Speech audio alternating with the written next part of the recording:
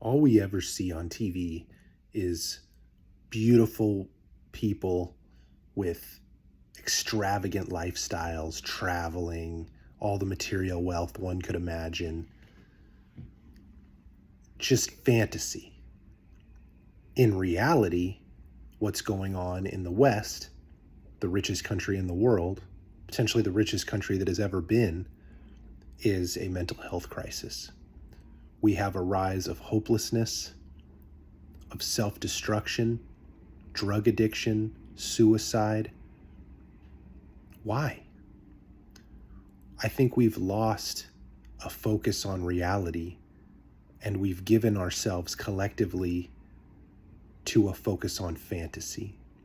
Pornography is invading the minds of young people. Advertisers, marketers are hyper-focused on targeting ads to you exactly what you want. And we've taken away the opportunity of redemption for young people in terms of the idea that no matter where you start, no matter where you are right now, you have the potential to be a hero, to be a champion, the underdog story. We don't tell that story anymore in popular culture. Now it's all about your identity. If you're a minority or a marginalized person or an intersectional individual, then more power to you. But if you're a white heterosexual male, then F you. This is a terrible way to look at the world. People are all individuals. Doesn't matter what kind of person you're talking about. There's good people and bad people. You judge people based on the merits of their character, not on superficial characteristics like the color of their skin. I think young people are finding themselves being mashed up by the machinations of, this capitalist world we live in, and it's so intense that you see a upwelling in the educational system, in Hollywood, in corporate media, of a Marxist, neo-Marxist mentality. And if you study the 20th century, that was a catastrophe for Europe and Asia, but without a human-centric, individual-centric capitalism in the West, we are destroying the souls of young people born into this system that doesn't care about them. I'm in healthcare, and I see that insurance companies, this blood-sucking leech of a parasite on the healthcare system of providers, is a middleman that doesn't care about people or patients. It's merely a siphoning of value, and insurance companies, in my opinion, have taken the healthcare system in this country hostage and are demanding ransom in terms of premiums and copays and deductibles and the United States is a great place to be if you're rich, but it's kind of a shit place to be if you're poor. I am very passionate about mental health.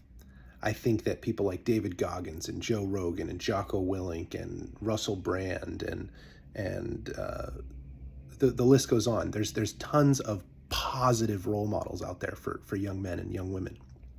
But these are not mainstream names. The mainstream fails to recognize the struggles that young people are under because the mainstream's on the take. The mainstream is having their pockets lined by corporate interests, and corporate interests want to paint a rosy picture of a perfect world. Now, don't get me wrong. I'm not asking you to be bitter and burn it all down. I think it's healthy to be grateful for what we have inherited in this country in terms of all of the work that's come before us to lay down this infrastructure and give us the opportunity to, the opportunities that we have. But the reality is, the only way to make a good life, to get ahead, to be successful in the United States is to to work hard and to make hard decisions and sacrifice. And the whole movement of modern media is playing into this leftist kind of communist, anti-individual, pro-collective, anti-accomplishment, pro communitarian ideal. And it's so paradoxical, because these ideas are coming from the very top of capitalist wealth. It's like the liberal, the liberal arts student saying bring down capitalism in a social media post on their iPhone. I think that, escaping the matrix, if you will, and realizing that we are in a fight for our lives, and that there are these huge mega corporations that employ, hundreds of thousands of people, maybe millions of people, and that they have no regard for ethics or morality.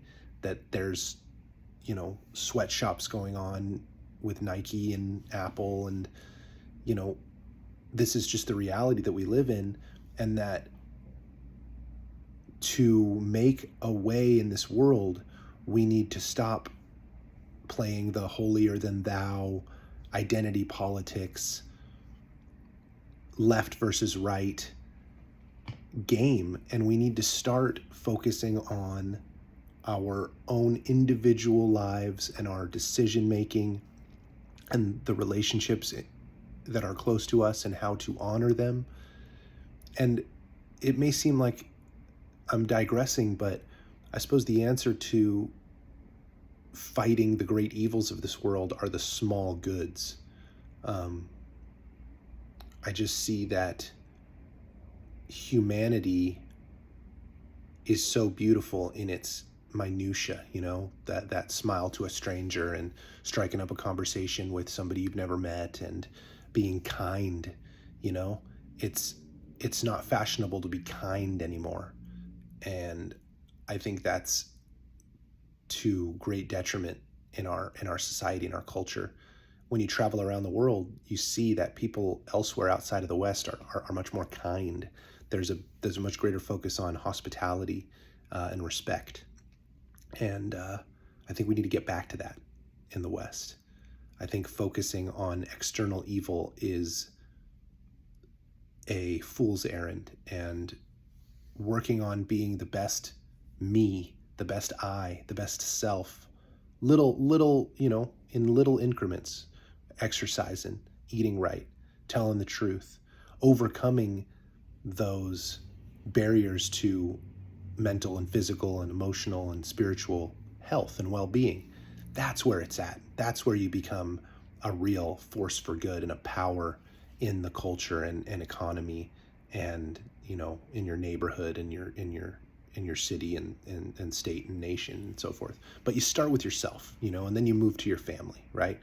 So anyway, I just was inspired. I'm in LA right now, and I have a beautiful view out the window, and I just wanted to record a video. So thanks for watching. Appreciate you. I'll leave you with this view out the window.